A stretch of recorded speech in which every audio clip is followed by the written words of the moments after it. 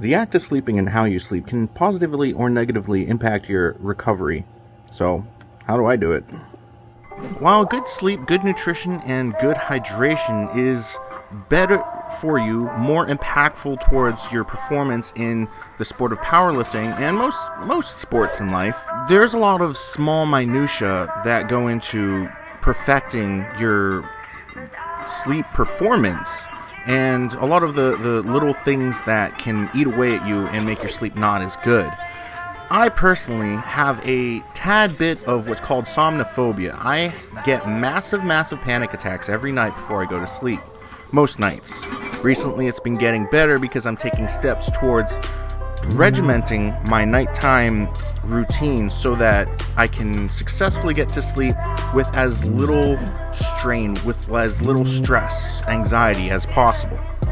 So I'm walk around 370 pounds. I'm in a cut right now, and I'm down to about 358 right now. And generally, the rule of thumb is if you're over 200 pounds, you need a Cpap. So I'm fucking up already since I don't have one of those. And my wife, who is a competitive mixed martial arts competitor, is floating between two weight classes. She's between 150 and 125. So there is a strong chance that if I roll over, I can smush her. So I got that little bit of anxiety going on. But like, she's also strong enough that she can kick my ass, so it's not too bad. So my nighttime anxiety, a lot of it stems from the possibility that I might not wake up. So if you don't fall asleep, you can't not wake up. Totally backwards. So when I left high school and started living on my own in college, I ended up with a teddy bear, and every night I would spoon the teddy bear. And I was about 220, 230 at the time, so I didn't really smush anything. Now, with my 370 pound build, if I spoon my wife, I get a face full of hair.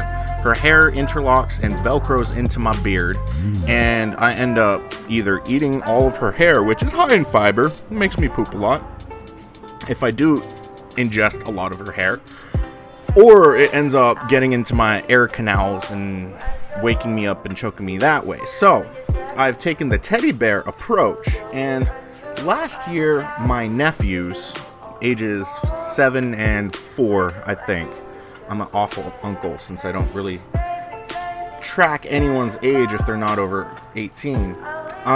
They gave my wife a unicorn, a stuffed unicorn, because girls like unicorns, they're both boys.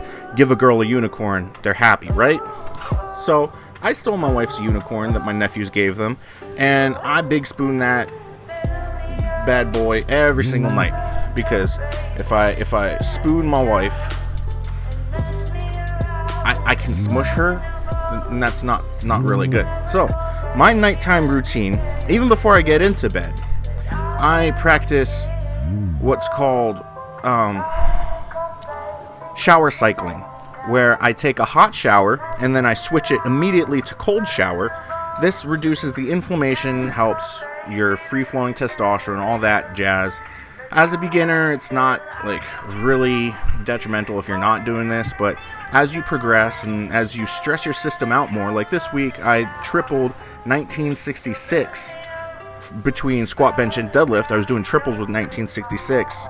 My system, my joints, everything needs a little bit of that soothing and anti-inflammatory that comes from hot and cold. It's kind of like doing a heat wrap and then a cold, like putting an ice pack on like a rolled ankle or something, except it's my entire body. And then I take my nighttime supplements, and those supplements include magnesium, which I've run out of and I need to get more of, ashwagandha, turmeric, zinc, and D3, K2, all that good stuff, selenium, as well as my nighttime prescriptions, which knocked me out because doctors were like, yeah, nighttime anxiety is not good. Let's just knock this bad boy out with as much shit as we can. So That pretty much puts me on a timer before I go to sleep. And I read somewhere, I'm not even sure if this is completely accurate, but it said if you don't move for 15 minutes, your body just naturally falls asleep. So I try to not move as much as possible. But I have this 20-pound cat named Mina, and she comes to bed every night, and she requests the best, dutiful, 100% attendance of you giving her pets. Otherwise, she will tickle my beard. She gently like pats my beard with her paw, a little bit of claw out there, so she knows she's combing my beard. And if I'm not petting her accurately enough, she wakes me up. So that's basically my nighttime routine. I take my shower, practice good bedtime hygiene, and then I take my supplements and I get to bed, and I try to not move around as much as possible. I do, however, need to get a Cpap. I have a Cpap that my buddy Joe got me, but it doesn't have all the parts. It doesn't have a mask and all that jazz. I need to get a full sleep study or be an Amazon bitch and just order the parts that I'm missing. But yeah, just make sure that you don't kill anyone when you fall asleep and roll onto them. That's my best advice. So I hope that you guys enjoyed this little rambling about how I sleep, and I hope it helps you find a routine for yourself so that you can sleep better and so that you can perform better on the platform, not just in bed. Have a good one.